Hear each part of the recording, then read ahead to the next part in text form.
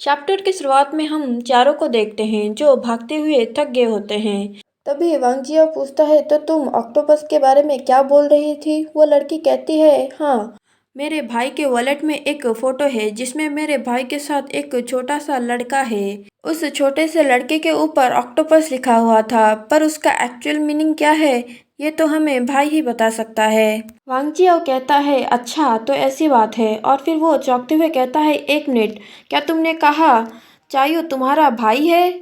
और इसका मतलब तुम दोनों सिबलिंग्स हो? वो लड़की जाके चायू का हाथ पकड़ लेती है और कहती है, हाँ, हम बायोलॉजिकली भाई बहन हैं। चायू कहता है, अगर तुम्हें कोई काम नहीं है तो घर वापस चली जाओ, इस तरह से रास्ते में मत घूमो। चायू की सिस्टर कहती है, सब कुछ ठीक है, अंकल जिन कार से हमारे पीछे आ रहे हैं तो इससे कोई प्रॉब्लम नहीं होगा।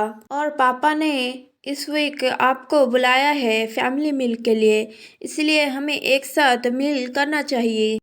चायू वहां से जाते हुए कहता है, पहले मैं इसे उसके घर छोड़ के आऊंगा, फिर इस बारे में बात करते हैं, और तुम हमारा पीछा मत करना। और फिर वो दोनों वहां से जाने लगते हैं। फूजियांग पूछता है, उस फोटो के बारे में क्या? क्या तुमने नहीं कहा था कि तुमने उस फोटो को फेंक दिया? चायू पीछे देखते हुए कहता है, मैं उसे अपने वॉलेट में रख के भूल गया था। फूजियांग हंसता है तो चायू कहता है, तुम्हें किस बात में हंसी आ रही है? तभी फूजियांग चायू को अपना बैग पकड़ा देता है और कहता है, यहीं पे रुको, मैं कुछ खरीदने जा रहा हूँ।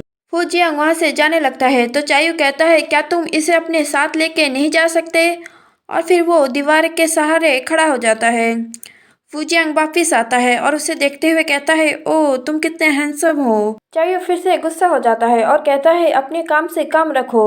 और फिर फूजियांग के हाथ से पन्नी को ले लेता है और फिर आगे जाने लगता है। वो कहता है, ये इतना भारी क्यों है? और हम देखते हैं ली जय को, जो कुछ गुंडों के साथ आया होता है। वो उन दोनों को कहता है, तुम दोनों एक साथ घर जा रहे हो? क्या तुम दोनों एक साथ हो? क्या मैं सही सोच रहा हूँ? चायू लीजाई को गाली देता है तो लीजाई कहता है, तुम्हारा इस बारे में क्या ख्याल है? तुम अपने घुटनों में बैठ के मुझे माफी मांगो। और फिर वो बैग से रॉड निकालते हुए कहता है, अगर तुम ऐसा नहीं करोगे तो हमें तुम्हारे ऊपर थोड़ा सा कठिन होना पड़ेगा। और फिर चायू कहता है, तुम मेरे बिना यहाँ से चले जाओ। फूजियांग को अपने बचपन की याद आती है जहाँ पे चायू उसे दूसरे बच्चों से बचा रहा होता है। और फिर वो कहता है, तुम ऐसे टाइम पे कूल बनने की कोशिश तो नहीं कर रहे ना?